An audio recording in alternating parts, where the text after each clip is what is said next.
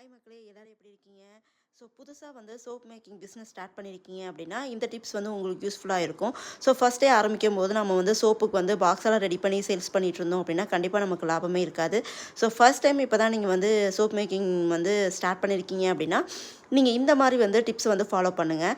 So நார்மலாக வந்து இது வந்து ஃபுட் wrapping பேப்பர்னு சொல்லுவாங்க. ஸோ அதை வந்து நீங்கள் வாங்கிட்டு இந்த மாதிரி நீங்கள் வந்து சோப்பு வந்து பேக் பண்ணி நீங்கள் சேல்ஸ் பண்ணீங்க அப்படின்னா பார்க்கவுமே வந்து நீட்டாகவும் அழகாகவுமே இருக்கும். அதுவும் இல்லாமல் உங்களுக்கு வந்து பட்ஜெட் ஃப்ரெண்ட்லியாகவும் இருக்கும்.